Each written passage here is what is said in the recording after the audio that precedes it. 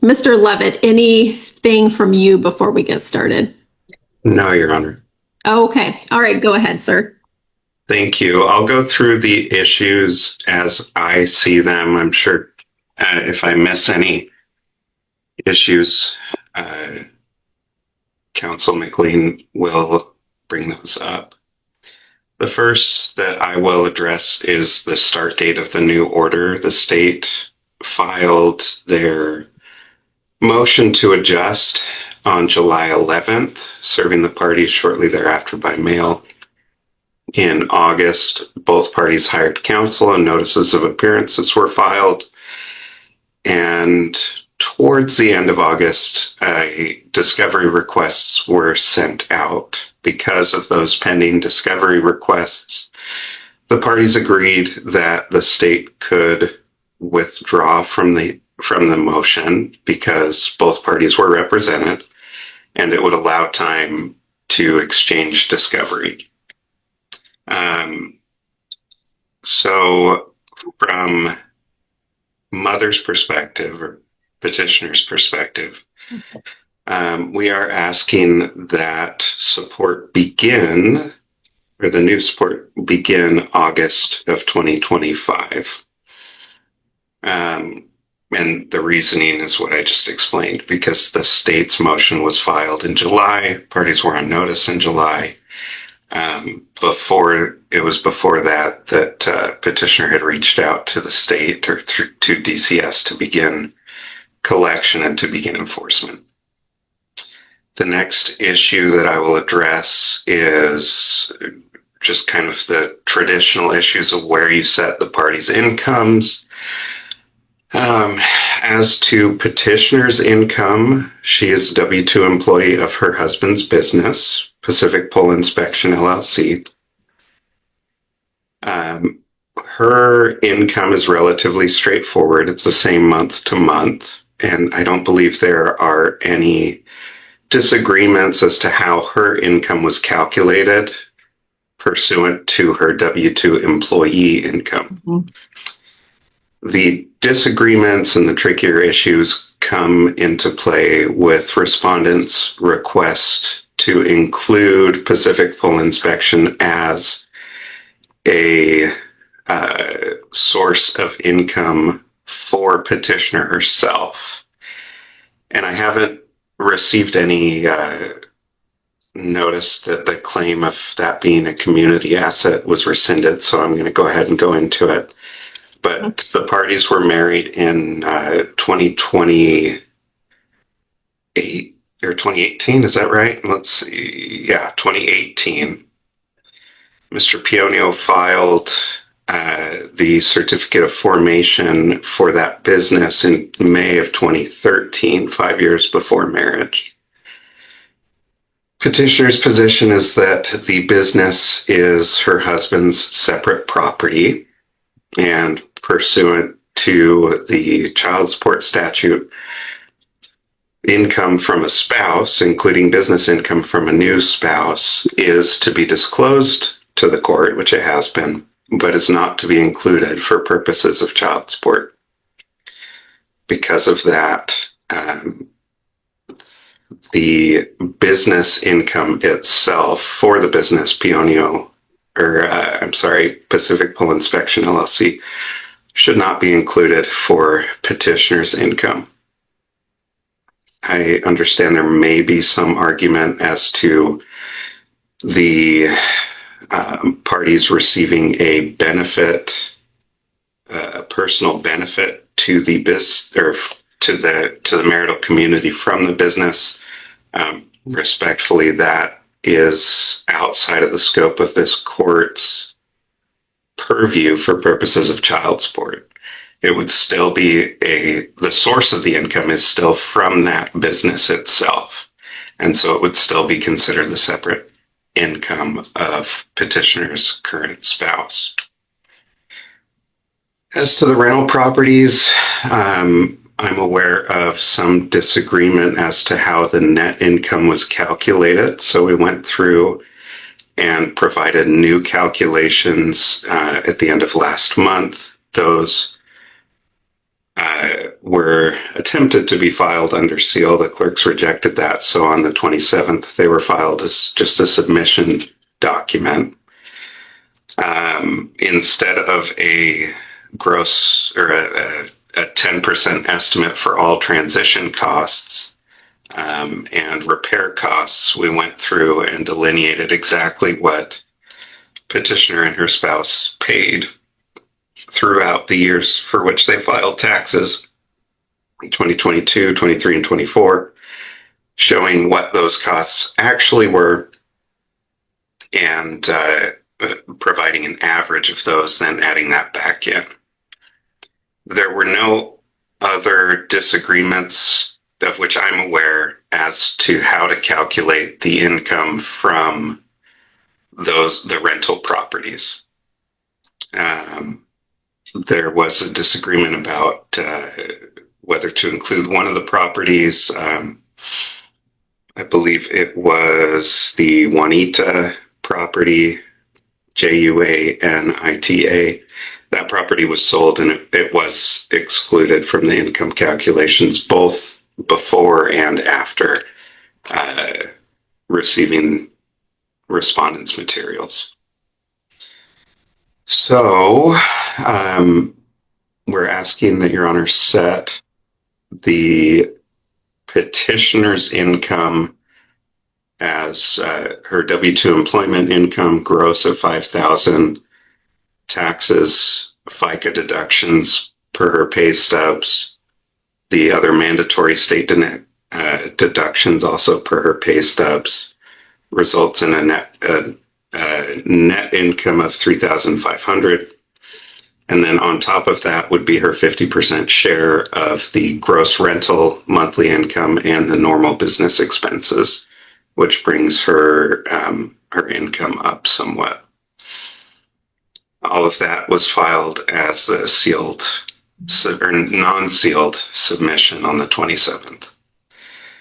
As to respondents' income, I didn't see necessarily an analysis or how the numbers were arrived at from his pay stub from respondents' materials. We went through and provided the income analysis showing the average per pay period, gross income, and the average monthly. So we took the year-to-date income, divided it by the number of that pay period was in the year. I believe the most recent pay statement provided was his sixth.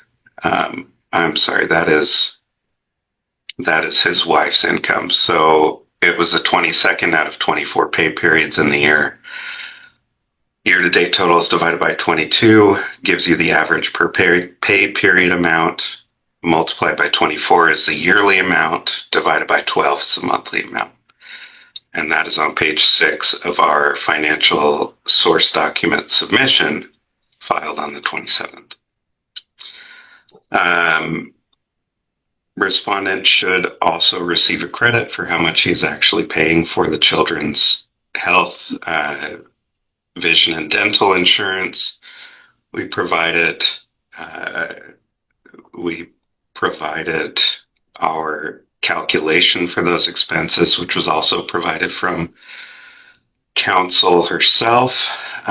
Those are attached to the reply declaration filed on February 23rd. As to the other issues of which I'm aware, we have respondents' defenses. Well, I'll get to the equitable defenses next, but first I want to address the request for attorney fees based on intransigence. It seems like most of these intransigence claims were coming from assumptions about things that Mr. Rice believed Ms. Peonia was doing and not necessarily things that she actually did. One of those was his claim that she lied to support enforcement or didn't disclose those direct payments. Attached to her reply declaration as Exhibit E are all of the emails she exchanged with support enforcement page 12 of that document, which I believe is the second page of Exhibit E, includes the email where Ms. Pionio says the past due amount is incorrect. Jesse has paid me the $600 a month until August 2022. And I believe there may have been some evidence provided that he actually paid through September. So the difference would only be 1 month. But anyways, he assumed that because of the way DCS was calculating his arrearage, it was significantly more than what he anticipated. He assumed that Ms. Pionio was not providing that information to DCS. She did, in fact, and DCS came up with a different calculation. His other basis for requesting attorney fees is that she filed a motion for adjustment versus a petition to modify child support, and the relief that she was requesting exceeded the scope of what is typically allowed in a motion to adjust child support. The case law that I provided, I believe the case was directly on point, stated that there really is no detriment to the non-moving party facing a motion to adjust rather than a petition for modification. In this case, I will also note that respondents' discovery requests were provided and responses to those discovery requests were provided well before he filed his petition to modify. So he did face really no detriment based on that procedural choice. So essentially that is a harmless error. He should not be entitled to attorney fees because she chose to file a motion to modify rather than a petition, a motion to adjust rather than a petition to modify. Finally, that was also the motion that the state brought before either party had retained counsel.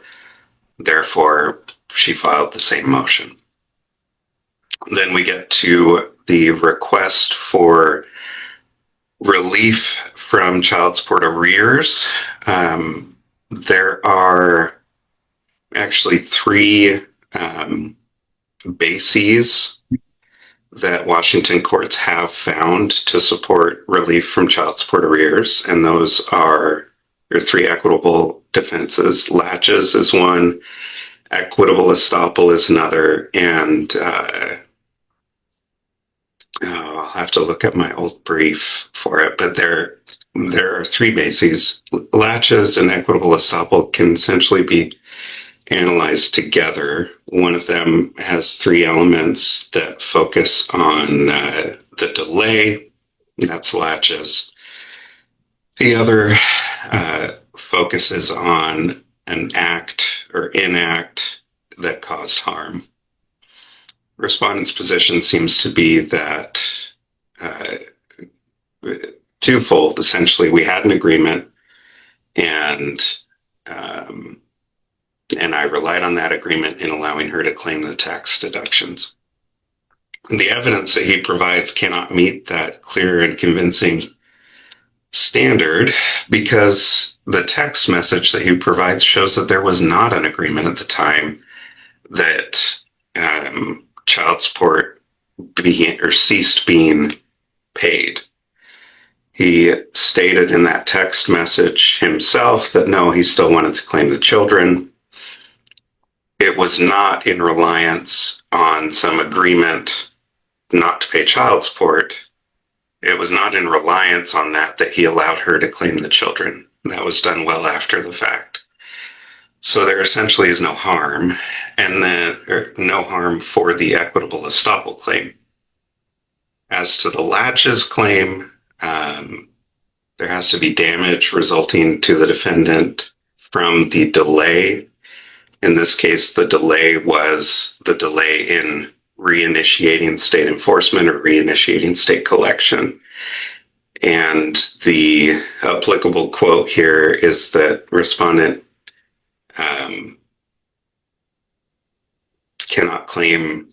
cannot prove damages simply by showing he has to do now what he was legally obligated to do for years. As to the tax issue, that can be remedied with the new order quite easily, allowing respondent to claim the children once he becomes current on his child support obligation, or allowing him to claim for 1 to 2 years before going back to alternating. And let's see, with that, I believe I have addressed all of the known disputed issues.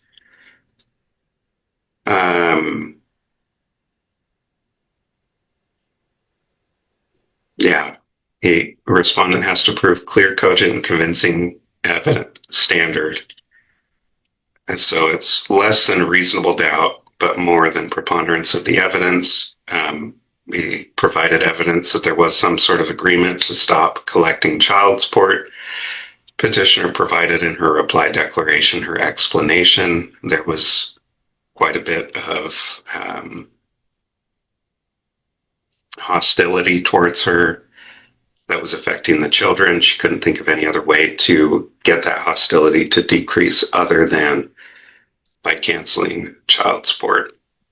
Petitioner or respondent's position appears to be that they agreed in 2022 to cancel child support and nobody would receive the benefit of that, not in 2022, not in 2023, but at the earliest in 2024, at the time that the parties would file taxes for 2023. It just doesn't add up. So for that reason, we're asking that his equitable defenses against child support arrearages be denied. Is there anything that Your Honor feels you need more explanation or argument as to petitioner's position? I don't think so. I think what I'll do, I'll hear from the other side and then give some rebuttal. And I do have just general questions that might be more of a group discussion, just kind of making sense of how this all played out over the years. But rather than kind of pin that on petitioner necessarily, I'll hear from respondent. Sure. And we can have a brief discussion. Thank you, Mr. Levitt. Thank you. All right, go ahead, Ms. McLean. Thank you very much, Your Honor. So on behalf of Jesse Rice, the respondent in this matter, as you know, I'm usually a little more verbose. So, and to sort of dovetail into your initial suggestion there about having a question about the history, that's exactly where I'm starting at. These parties divorced back in 2017, at which time the children resided primarily with Ms. Pionio. At that time, Mr. Rice was ordered to pay $1,138.59 a month that started in July of 2017, and payments were made directly to Ms. Pionio at that time. There was written correspondence dated May 1 of 2019 from Ms. Pionio acknowledging to the Office of Support Enforcement that he was current in his support. And this is, and I guess maybe I should ask, are you working off of my trial notebook that we sent over, or so would you want me to refer to tabs, or do you want me to refer to clerk's papers? Tabs would be great because I have both of your binders in front of me. Okay, so if you take a look at our tab H, exhibit C, C as in cat, you'll see that she's written this letter dated May 1 of 2019 that says that he's current and up to date on all child support payments through April 30th of 2019. So as of that date, he's current. The parties then agreed to modify the child support order, and they entered into a joint custody parenting plan in July of 2019. The child support order that was entered on July 23rd provided for Mr. Rice paying $800 per month in child support. That commenced July of 2019. And the child support was deviated due to the joint custody. At that point, my client was not, I don't believe he was remarried, and but he didn't have at least the whole family deviation for his other two children. So the deviation at that time was based solely on the joint custody. And that took effect July of 2019. There was another child support order that was entered November 17 of 2020, and that's the existing current child support order. That child support found that my client's net income at that time was $6,471.86, and Ms. Pionio's net income was $2,893.73, and it said child support at $600 per month, effective December 1 of 2020, again with payments going directly to Ms. Pionio. So one of the issues or claims that has been floating around here is that she did not provide proof of those payments or allow claim to those payments when she asked for enforcement. And so part of these arrears are for that $600 per month that my client was paying direct. If you take a look at our sealed financial source document, and I've provided this to you at at tab L, those are all of his bank statements from, let's see, May 1 of 2019 through May 30th of May 31, of 2022. And the reason we provided those was to show and verify his payments.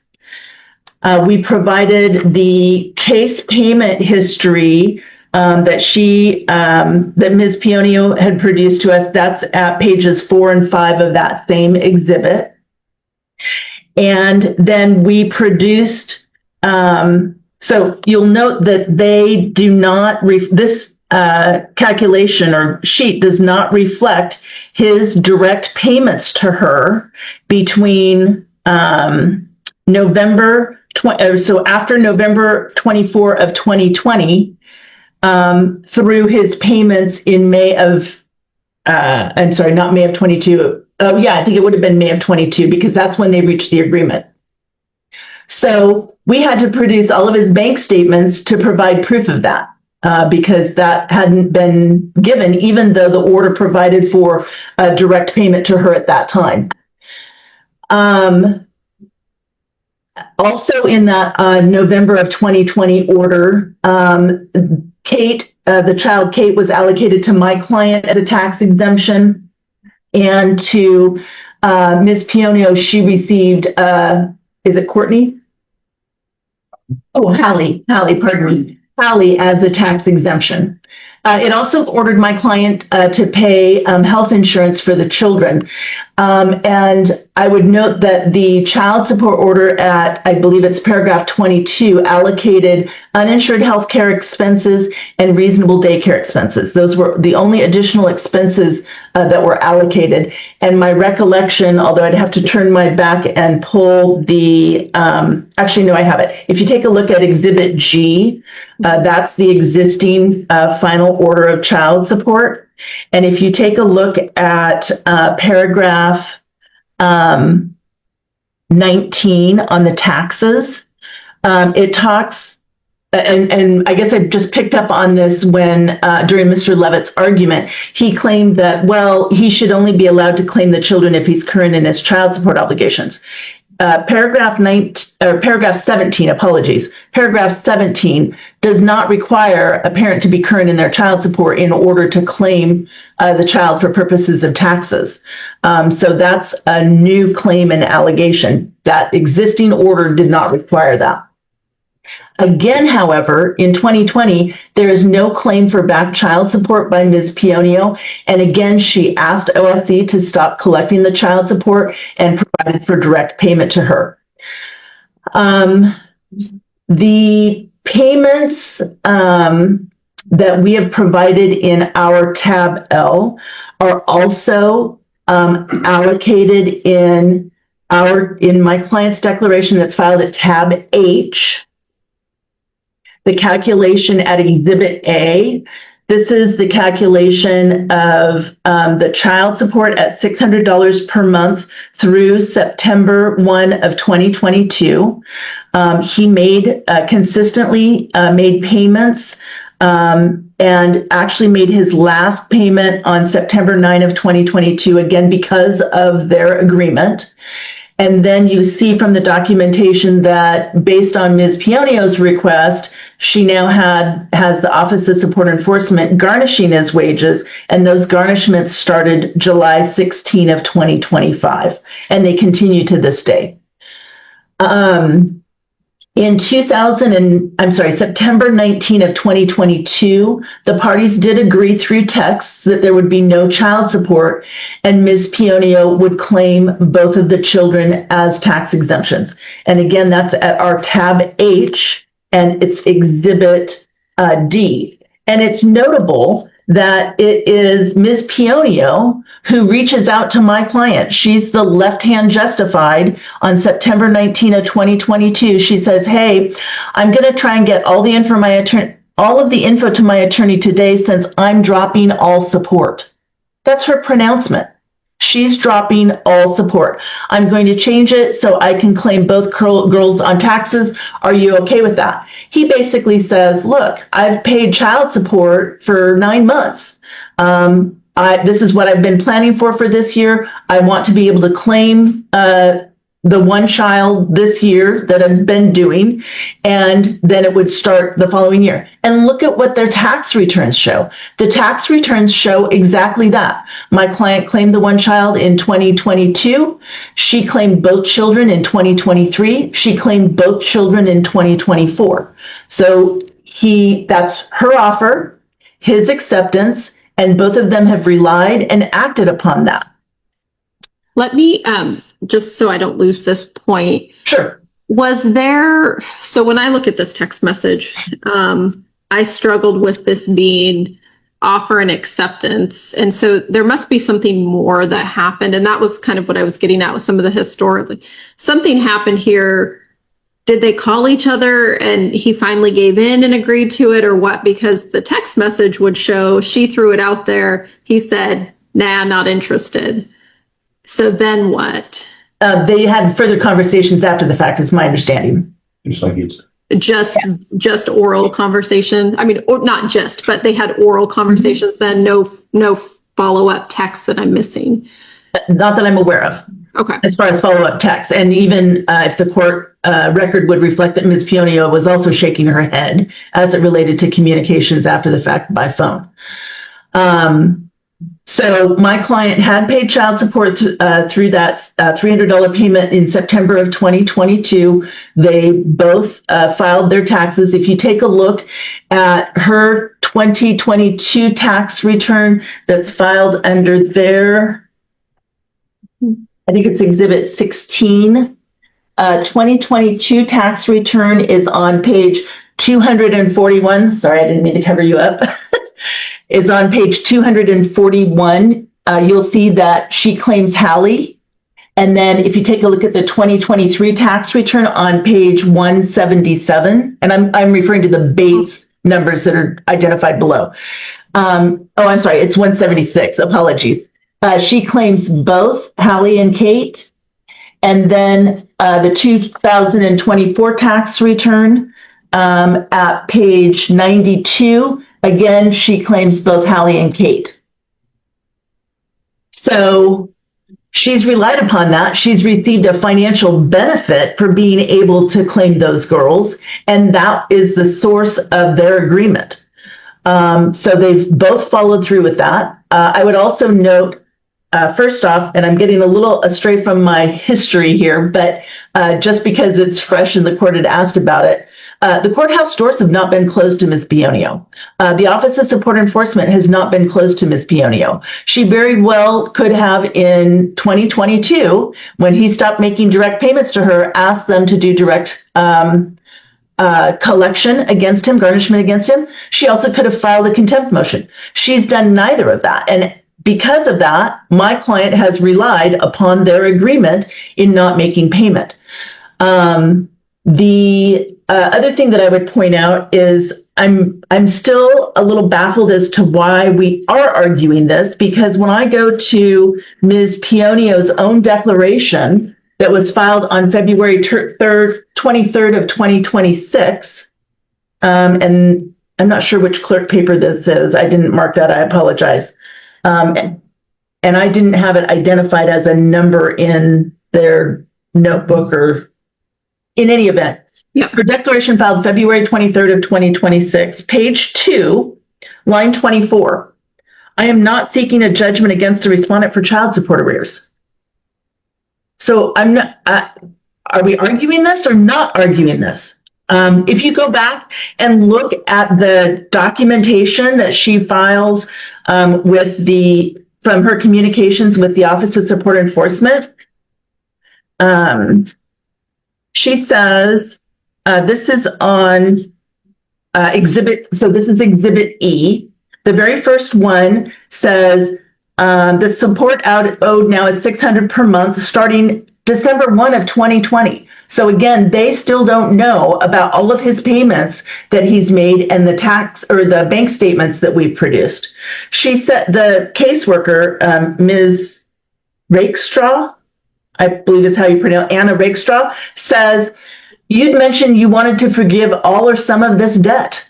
So back in May of 2025, Ms. Pionio is telling her caseworker she's wanting to forgive all or part, and her own declaration says, I'm not seeking a judgment. So I guess the question is, doesn't that mean that she's acquiesced in the argument that she acknowledged that she forgave that $600 in return for being able to claim the children and that they've moved forward from there? She goes on to say, and this is where counsel is suggesting that she advised OSC that he in fact paid her. This May 14th email, Ms. Pionio says, the past due amount is incorrect. Jesse paid me the $600 a month until August of 2022. So the difference should be from September 22 until current, not from December 2020. I'm not sure if I'm going to forgive that debt or not yet. This is in May of 2025. Again, acknowledging by implication that they've already agreed that there's not to be a child support order and that they both acted on that. Going back to the history in this, the parties agreed to modify the parenting plan in 2023. Again, there was no discussion about child support, no discussion about arrears. The parties continued with the no child support payments, and Ms. Pionio, in her declaration for the first time, as I indicated on page 2 of that February 23rd, says she's not seeking this judgment. But then she does say that she wants the court to deny the relief requested in the child support order. I'm assuming that's the other relief requested by my client. In regard to the next action that took place after the parenting plan was modified in 2023, and again, I would note the parenting plan provides absolutely no 191 factors, no suggestion that my client's harassing her, pestering her, or that he's been inappropriate in any way. There's no text messages that support that conclusion. This is simply an attempt to garner pity from the court to suggest that she was somehow under some undue influence after the fact. And my client adamantly denies that. The state filed a motion to adjust child support, including providing a memorandum on a stepped up basis. At that point, no discovery had been conducted, and there was no whole family deviation that had been considered, given that Mr. Rice has 2 dependent children within his household. The state's motion was withdrawn. By agreement, it was withdrawn. And if you look in the record, you'll see that there's a notice of withdrawal and a motion and request to strike the hearing. Therefore, I would submit that the state has effectively withdrawn their action and that jurisdiction lapses at that juncture as it relates to that July filing. There was no objection filed by either party, and therefore I would ask that you conclude that the jurisdiction is lost as of that date, and there would be no retroactive application back to that date. Ms. Pionio then files to adjust on November 25 of 25. And as part of her adjustment, she asked to include proportionate share of extracurricular activities, education expenses, including necessary expenses for public school. I'm not sure exactly what those are outside of what's already been considered by the committee in establishing basic child support calculations. She wants establishments for driver's education costs, college applications, and automobile insurance costs. You have not one shred of evidence submitted before you from Ms. Pionio outlining potentially what those expenses are. There is not one decision-making process in the parenting plan related to extracurricular activities, driver's license expenses, and driver's licenses, which obviously are not a right. They're a decision that parents are to make. And I would submit that once you take a look at the totality of the financial circumstances between these two parties, certainly that could be abused by Ms. Pionio running these kids all over the place and then asking my client to pay. I would also note, as it relates to extracurricular activities, you do have evidence that these parties have been able to communicate on extracurricular activities, and the bank statements show where Mr. Rice has in fact made voluntary contributions towards the girls' volleyball and other expenses for them. The court should leave them in that position because there is no parenting plan modification here before you, and my client should not be cut out in a child support action on absolute rights to be able to make decisions relative to financial impacts for him. So we would ask that you deny any requests for those additional expenses to be added into the parenting or into the child support order. But I would also note that that's beyond the scope of an adjustment. An adjustment is simply what are the incomes, what are the child support amounts.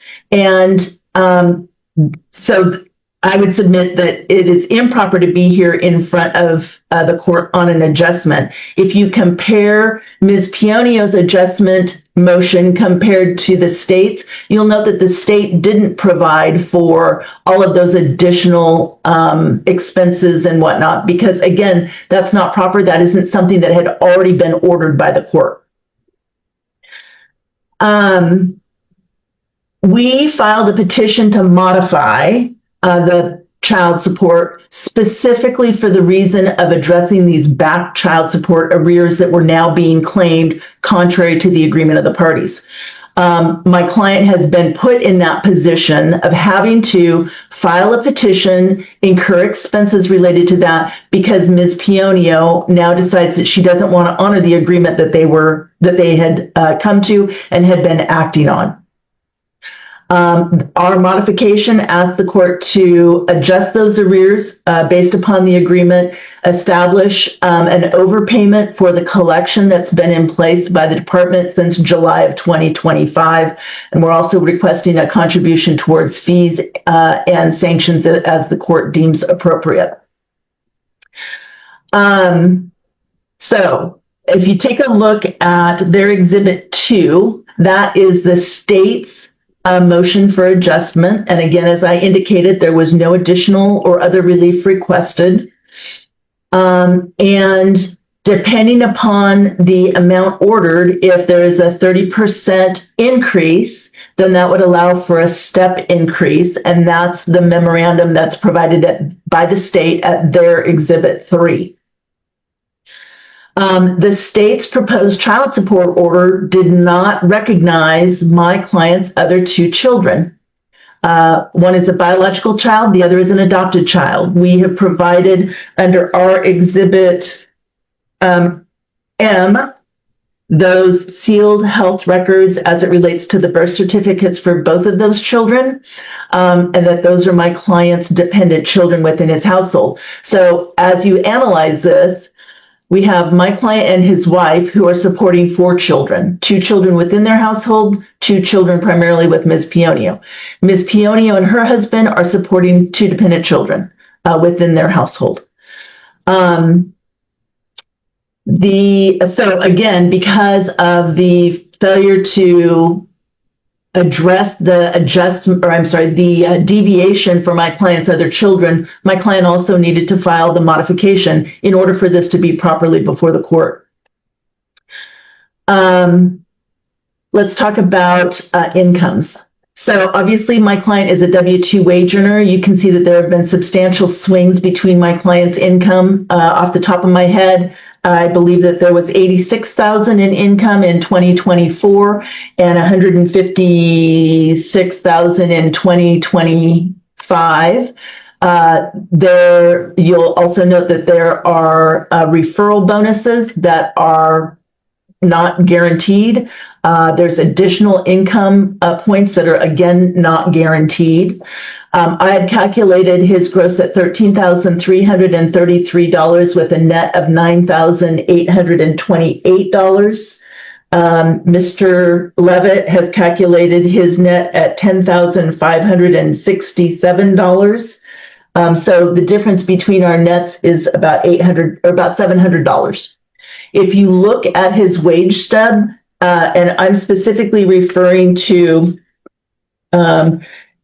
exhibits or tab C, page 1, you'll note that his net pay was $4,287.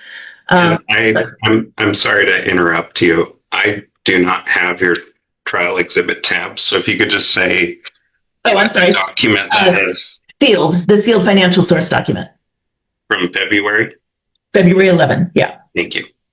You're welcome. So page 1, if you take a look at the bottom line there, his net is $4,287. Add back in the $550 child support, puts him at what, $4,800 and some odd dollars. He's paid twice a month.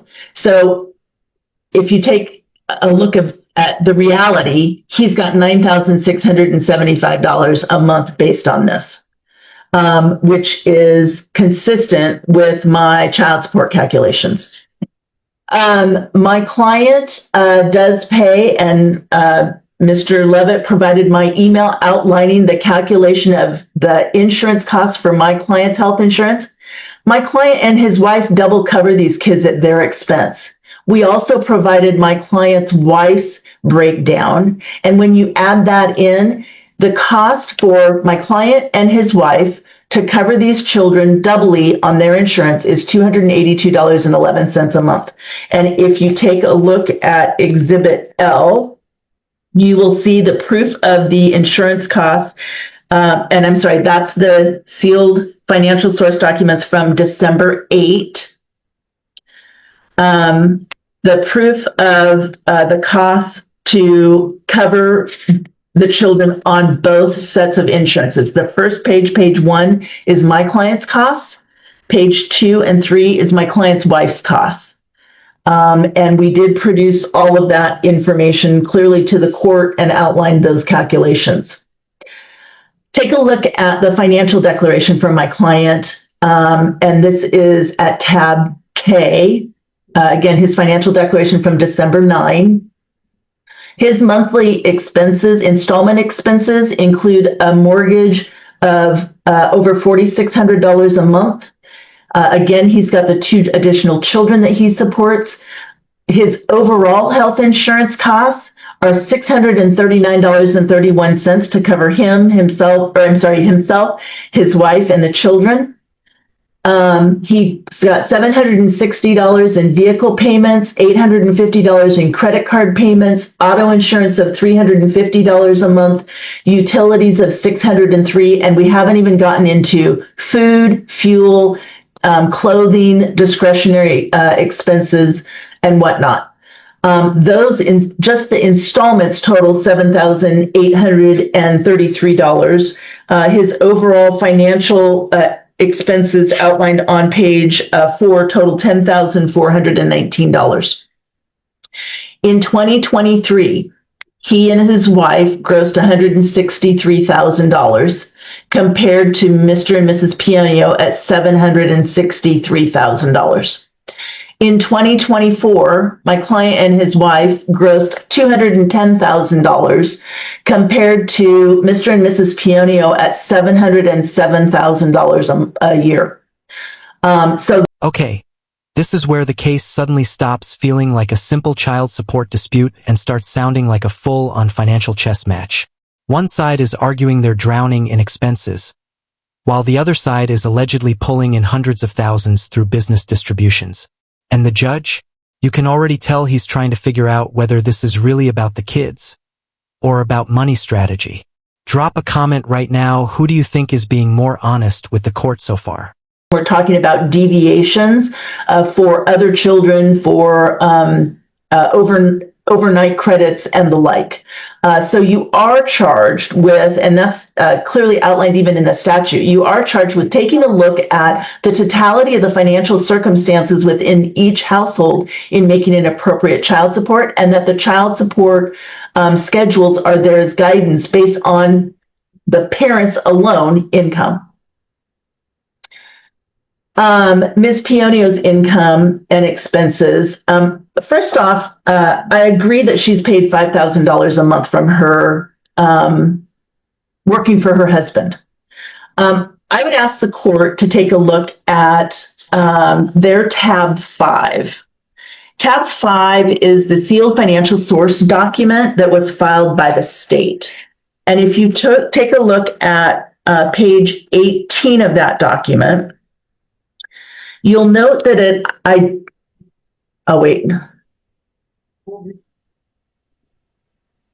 Yeah. Okay, so this is the employment security data.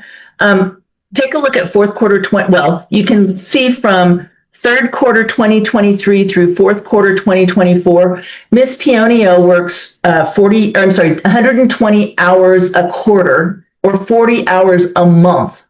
So she's working 9.3 hours a week. That means she's making $125 an hour. If the court were to impute her, as technically you should consider, if you were to impute her at her current wage at full time, that puts her gross at $260,000 a year or $21,666 a month. Gross. My client doesn't have that benefit. My client has to work full time. My client has to work those hours in order to earn comparable income. But that's a choice that the Pionios are making. And the court needs to take that into consideration because the statute talks specifically about a parent being imputed at full time if they are voluntarily underemployed. And she certainly is at 9.3 hours a month. 9.3 hours a week or 40 hours a month. Rental income.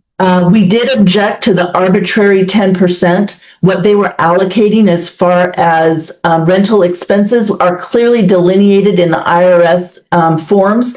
They're obligated to claim those if there is that legitimate expense. They did not make those claims, and the attempt to recoup those expenses, again, they were not claimed on the tax return. I used the tax return, which is what they've submitted to the IRS and what the IRS has accepted. I did add back in the depreciation, which is an on-paper deduction. And as you can see, and this is in my client's a declaration that was filed in February. So tab A, exhibit A, I've provided the calculations of her and her income, her husband's income, the business income, and the rental income. And again, I took what they had in their tax returns, I added back depreciation and then divided that by 2. So in 2023, her share of the rentals was $26,943. In 2024, it was $13,984. So again, obviously things change, but those are investment opportunities for them. Rents, as we know, have continued to increase, and obviously they're working down on paying off mortgages and the like. Let's talk briefly about Mr. Pionio's business. So most recently was the LLC formation documentation. Just because an LLC is formed does not mean that that business has been operating. Again, if you take a look at, and this is in our tab H, which was my client's declaration from December 9 of 2025.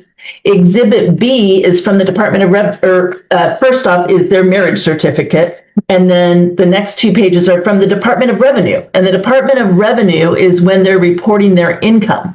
And you'll note that the Department of Revenue first identifies that the Pacific Pole inspection is an active business with them, first issued January 11 of 2019. There is no proof that this business was operating prior to that date identified by the Department of Revenue. So the fact that he created this LLC prior is not does not prove the fact that the business was operating. Department of Revenue identifies 2019. In addition, I mean, the optic in and of itself is that in 2023, they pulled distributions from the business of 260, I'm sorry, that was 2024. In 2023, they pulled $306,027 in distributions. Plus, they had ordinary income of $253,000. I added back in the depreciation of $54,000, and he had his officer compensation of $36,000.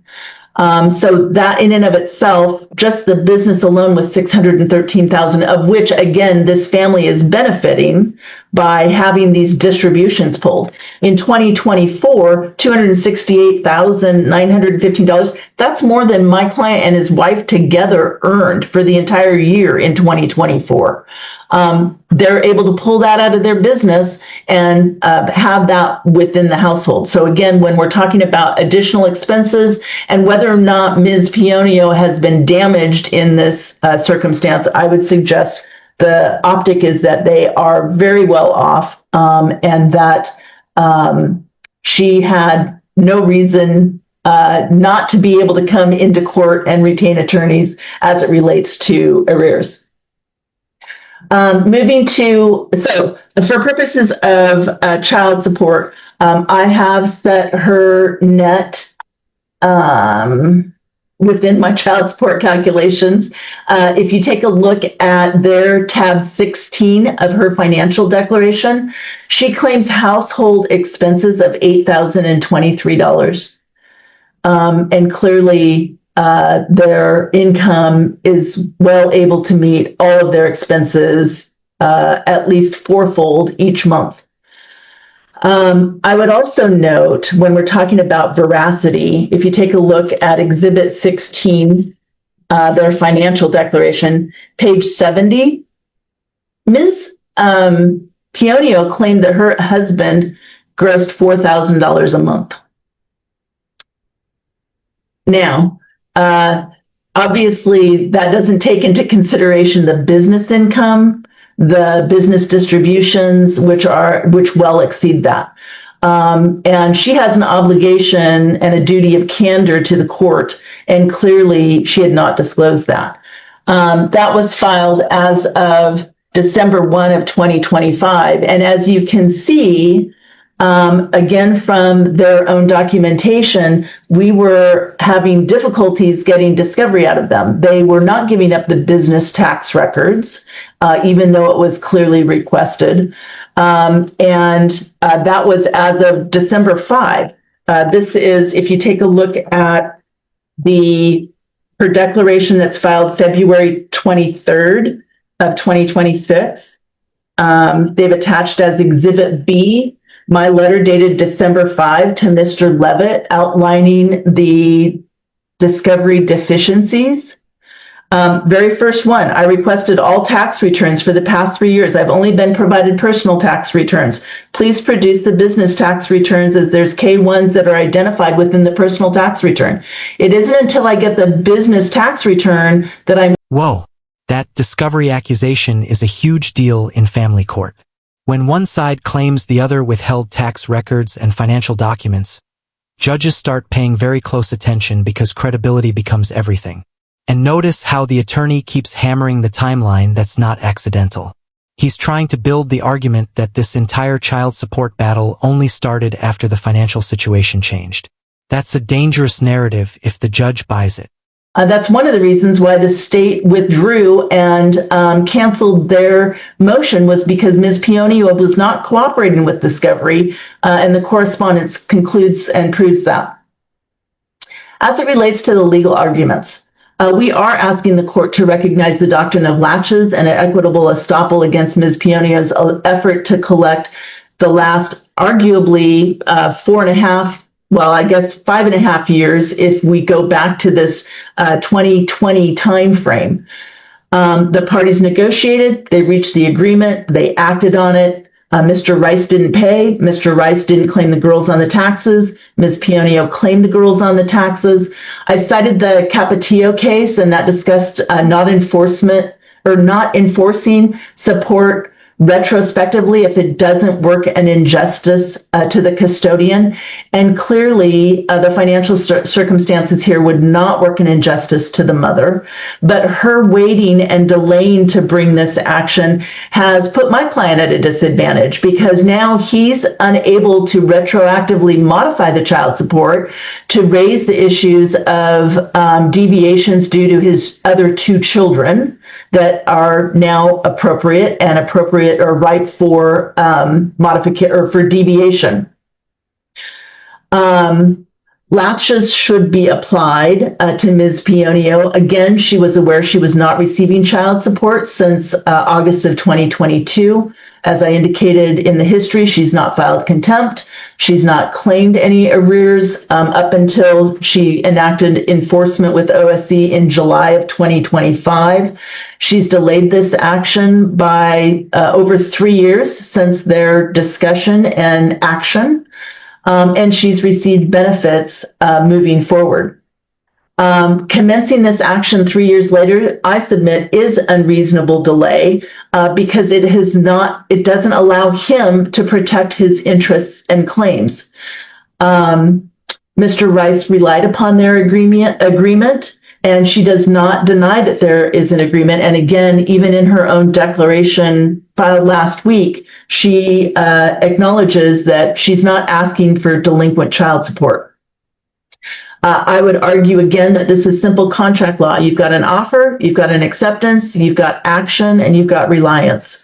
My client would be damaged by the delay of the child support, as I've outlined in my argument and within his documentation. The damage to him at a bare minimum is the $600 per month, which was $19,642. And yet the Office of Support Enforcement still has $32,000 in arrears that they say that they're collecting, even though, again, we've produced all of the bank statements. And this is, again, outlined even in the communications that Ms. Pionio has with her caseworker.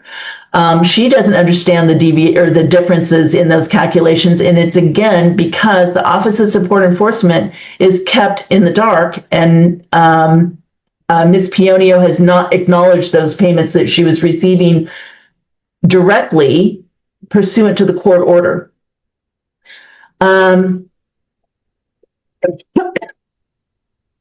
Ms. Pionio cites, or I guess it would be counsel technically, but on behalf of his client, cites the in re marriage of Fox and claims that it stands for the rule that parents cannot agree to waive child support. And I heard you at the beginning of this. You said you went back and you took a look at the relevant case law. I would argue that Fox is not an appropriate case as it relates to the facts in this case. The Fox case dealt with an annuptial agreement that waived the right to spousal maintenance and attorney's fees, and the footnote that's cited within that indicated that Mr. Fox acknowledged waiver to child support in such an agreement would also be void. And I would argue, and it goes on to talk about the Pippins case. The Pippins case at page 808 identifies that future child support belongs to the child. Back child support belongs to the parent. And so the parent always has the ability, and even the communications with the Office of Support Enforcement acknowledges that Ms. Pionio has the right to waive back child support. And they direct her to the form to fill out and the amount that she's willing to waive. So a parent always has the right because, as you know, child support accrues as a judgment the month that it's not paid. And therefore, that's the parent's right, not the child's right. The child's right is to future child support. And we are not asking to waive future child support here. We are asking the court to set a deviated child support with a stepped up basis because of my client's other two children after taking a look at all of the financial circumstances. And again, that's a modification that my client has had to file because of the difficulties on these arrears. She also it discusses and cites that Pippin's case, which again I would argue is unresponsive to the facts of this case. The Pippin case involved an order modifying child support when the parties had entered into an agreement under the auspices of terminating Mr. Pippin's parental rights, and therefore the obligation to pay future child support would terminate if, in fact, his parental rights had been effectively terminated. The court concluded that his parental rights had not been terminated, and therefore he had an ongoing obligation to pay child support. And the Pippin's case goes on to discuss latches and ruled that latches are equitable, and this is a quote from where it's citing the Hartman v. Smith case. Latches or equitable estoppel may be utilized as a defense to an action by the custodial parent only if it can be done without harm to the child. While latches has been allowed as a defense to an action for past due support, it has not been applied to bar prospective support. And again, we're not asking for that. To do so would contravene public policy. Here, Ms. Pippins sought a modification with regard to future support, not past support. The defense is not applicable to such an action. Additionally, application of latches to such an action would most certainly harm the children. That, again, meaning future support. So I think the argument of Pippin's in counsel's memorandum is misplaced. One, because we're not asking for future waiver of child support. We're asking the court to acknowledge the parties' agreement that they have entered into, that they've acted and relied upon, enter a finding that child support is current through, and we would submit through December, at least December 7 when we filed, and that there should be no child support arrears owed to Ms. Pionio, again, which she seems to acknowledge, and that technically there should be an award to my client for the collection of child support from July to present. As of February 2, that amount was $6,875.74. We also provided under sealed financial source documents verification that there's sufficient assets available for those to be paid within 30 days.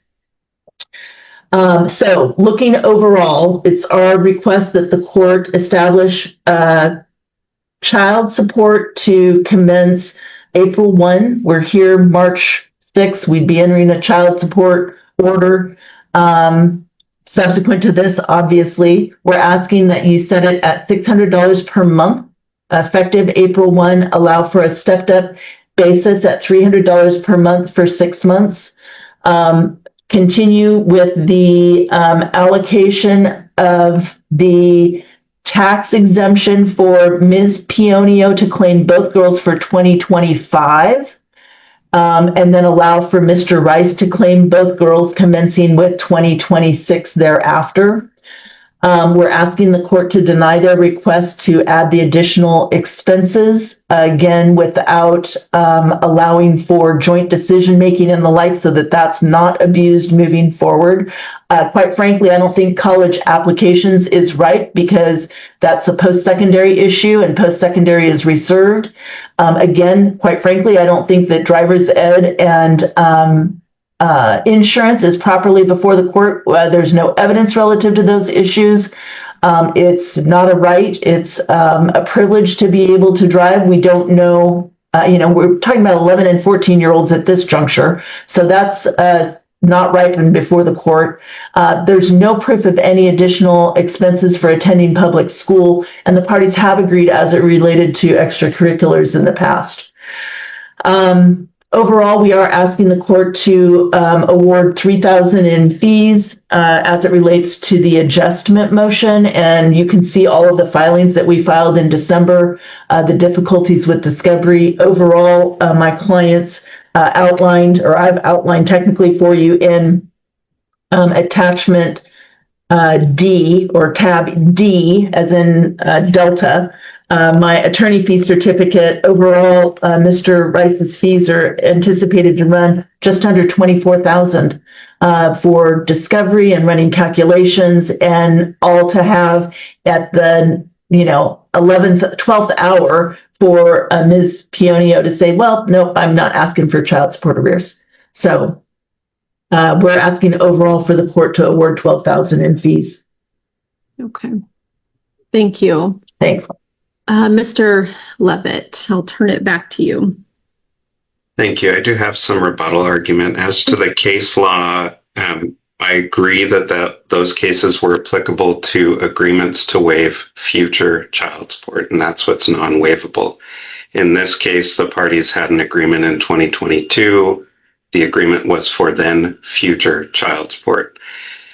It is that agreement that respondent is attempting to enforce here, and that any agreement as to future child support is non-enforceable against public policy.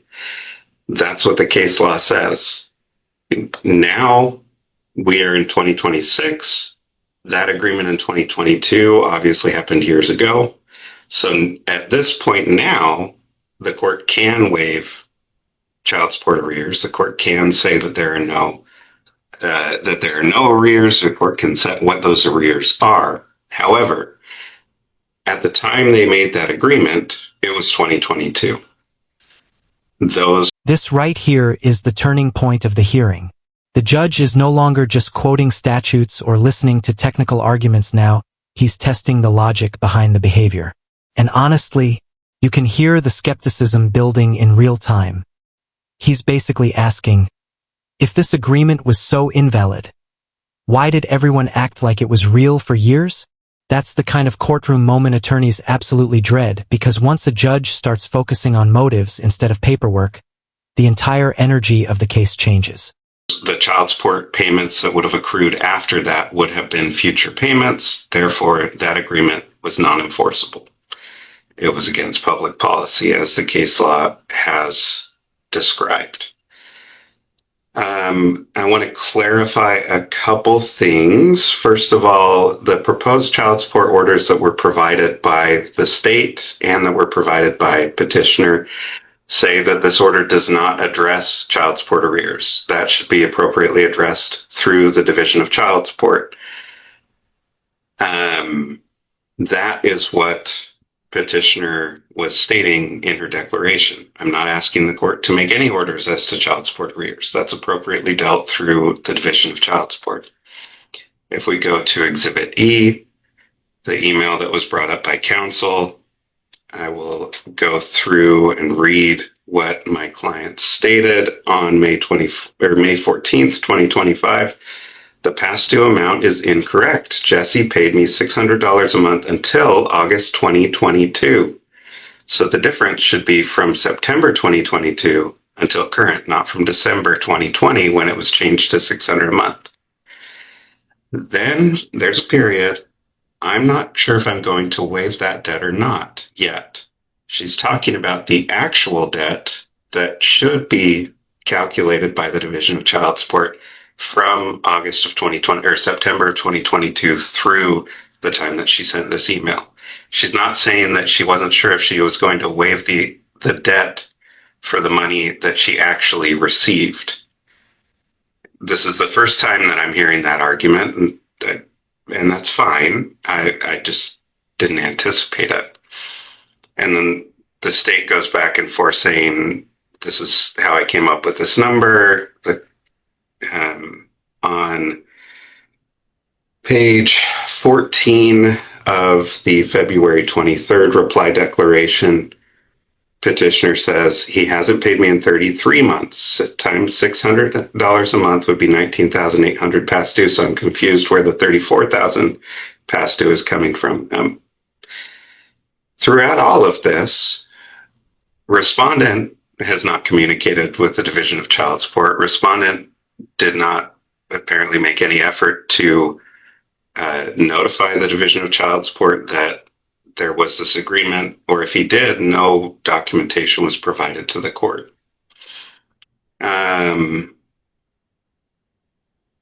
Let's see. Respondent states that there's no evidence to substantiate requests as to extracurricular activities and driving associated expenses, college application expenses. I find this argument to be a little bit preposterous. I mean, on the one hand, he's saying, yes, we have reached agreements in the past. I have reimbursed her for 50% of these child support expenses, but if it's ordered, then she's going to abuse that. I don't know how she could abuse it when our proposed order says that it would only be for historical or agreed upon extracurricular activities. The fact that there's no evidence of driving associated expenses is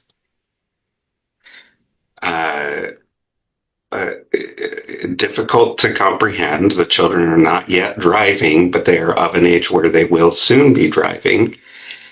And the idea that the issue of college expenses is not ripe, frankly, I disagree. I think that the court is reserving for post-secondary support, and the court should reserve for post-secondary, but we don't want to require these parents to come back to court to modify the child. And this is the legal nightmare the court's trying to avoid.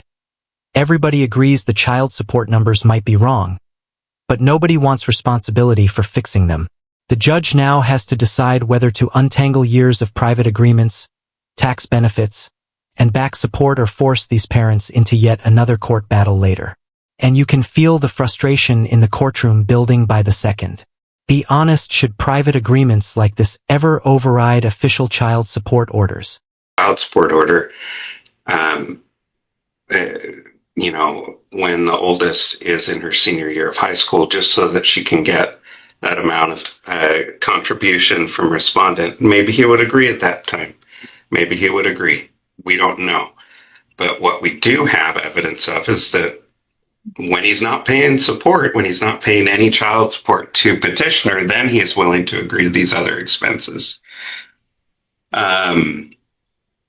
A couple other points that I wanted to address as to the deductions from the rental income. All of the deductions filed, again, not under seal, but the submission for financial documents that was filed on February 27th. Every single deduction there is for a regular business expense that was actually paid by petitioner or her husband and was actually accrued for they were the normal business expenses for the business for tax years 2022 through 2024. There are page references that refer to the actual tax returns. They correspond to the amounts that were reported to the IRS. Respondent's position appears to be that because we didn't claim these particular normal business expenses, rather instead proposing a 10% deduction, she shouldn't be entitled to those deductions. I don't think that's supported by the case law or by procedural rules. We did have a deduction included. It was different than what the parties actually incurred because we didn't want to go into this much detail. Let's see what else.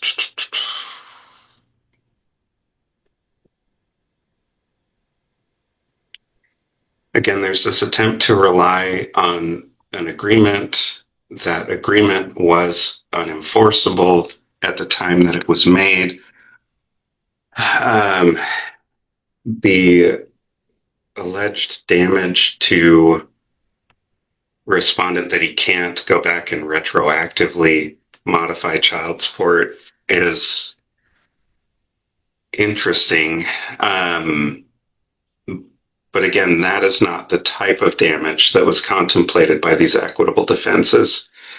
I did, by the way, go back and look at my notes for what the third defense was, and that's called an equitable offset. It's when the defending party paid actual expenses for the children and reduces his or her child support arrears by the amount that they paid.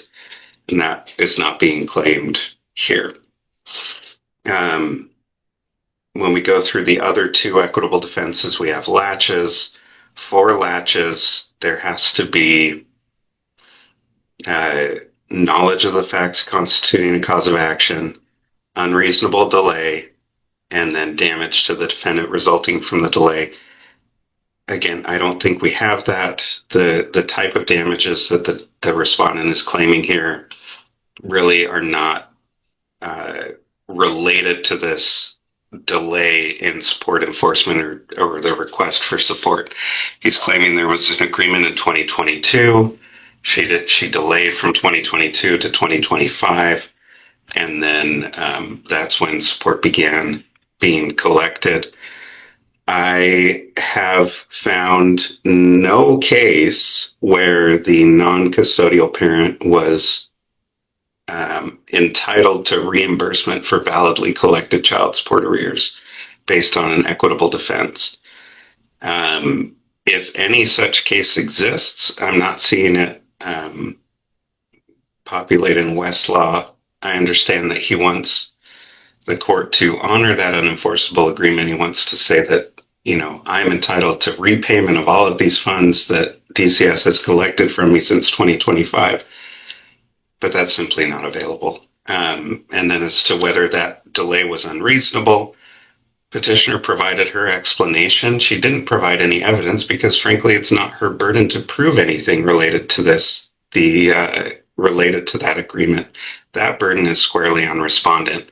And the evidence that he provided is a text message where the parties say, petitioner says, I want to claim both kids because I'm waiving child support. Respondent disagrees. There is no further discussion. It is respondent's burden to prove that he relied on that agreement and that he was damaged for relying on that agreement, or that he was damaged from the delay in enforcement. And as Capetillo itself states, he can't prove damage simply by showing he has to do now what he was legally obligated to do for years.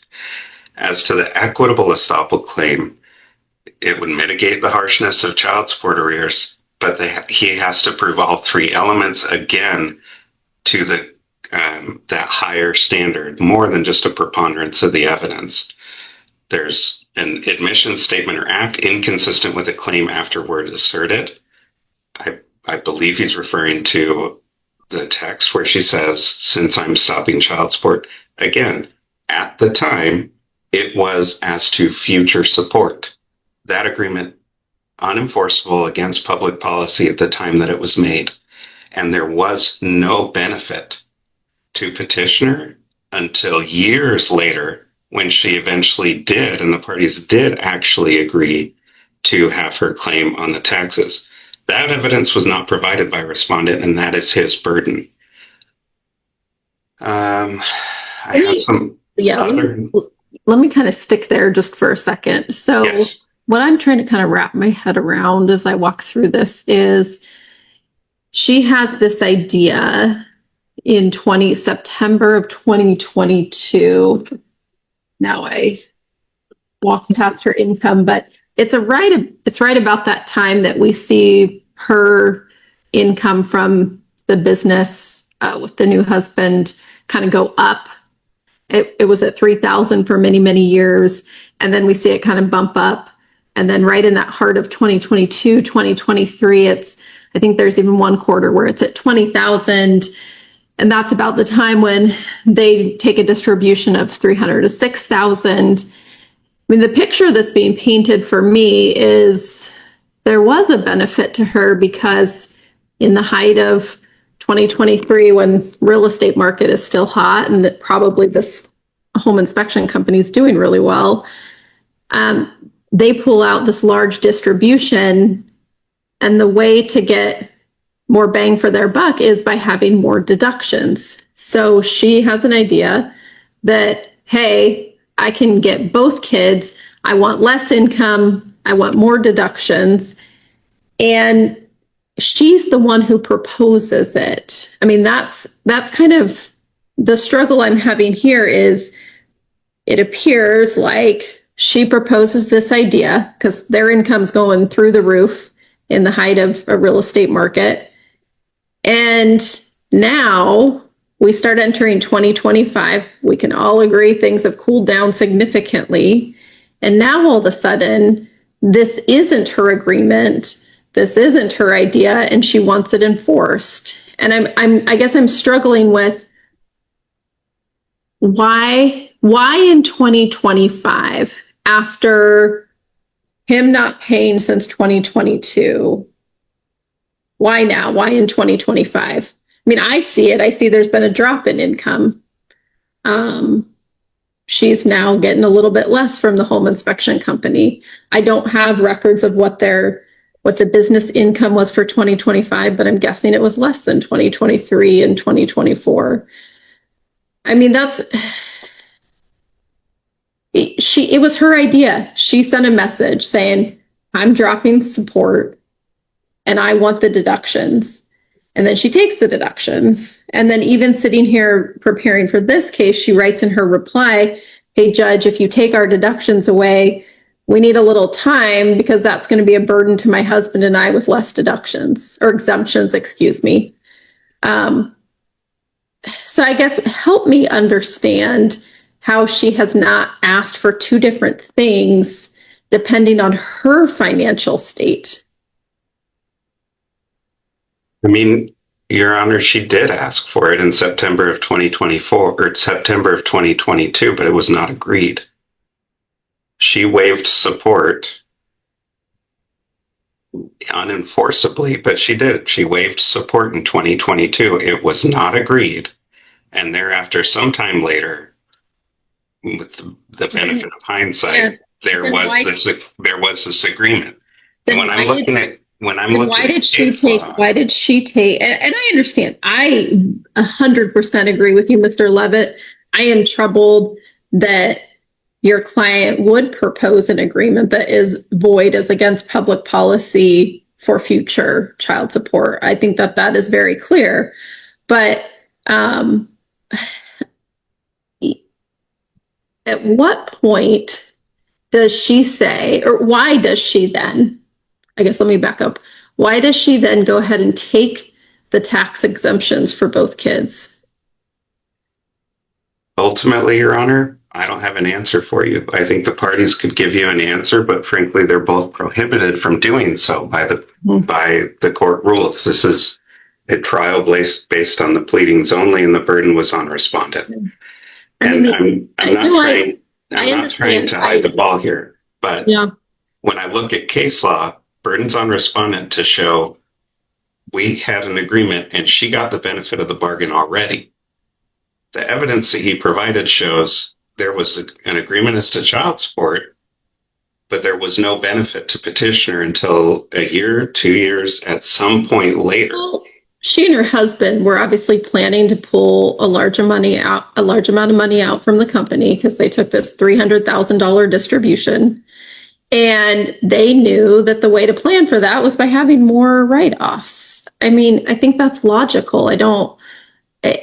And so I understand the black letter law, just the smell test here. I mean, I don't know what to think of this. I have an individual who proposes to her husband, hey, stop paying me. Let me and my husband, where we have $250,000 in income now, let us take the kids as exemptions. And he says, nah, I don't want to. There's some kind of phone call happening where she must convince him to. This is her idea. This is not him pushing her into it. He says, I don't want to do it. something happens. I don't have that information. He stops paying. I think if she had to file her taxes the next day, she would have taken the exemptions, but that's not how tax filing works. So she waits until they file. She actually, as I understand it, for 2 tax years now, has taken both girls or both children as exemptions. And that is in contradiction to the prior court order too. So she's doing something she knows she's not supposed to be doing based on this agreement that she's talked to him about. So, I mean, that's what I mean is, how can I say she has,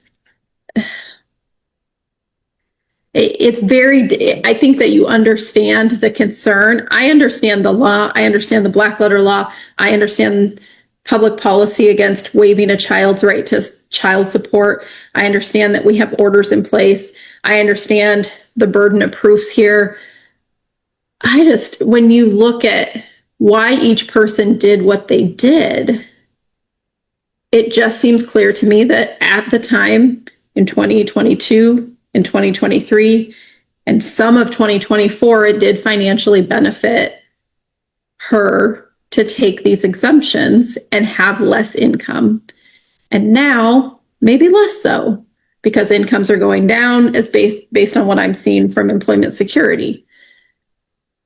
I mean, that's the heartburn I have here is now, 3 years later, I'm being asked to find that this wasn't an agreement or can't be enforced, but she asked for it, and it maybe didn't benefit her that day that he stopped paying, but she was planning for it to benefit her financially. Because we see just how many ever months later, they pull out $300,000. No, Your Honor, I fully understand. I think this is an issue that the court has to grapple with. And that's why I'm focusing on, this is what the letter of the law says. Understood. This is what the equitable principles are. This is the evidence that we have. And so I'm providing my understanding of what all of that means. Yeah, I think this just, I know. Let me ask you this question. Okay. Because I do think it hasn't been entirely clear. Is your client asking this court to award her the $19,000 and change? Is this court asking her to find that arrearage is owed to her? No.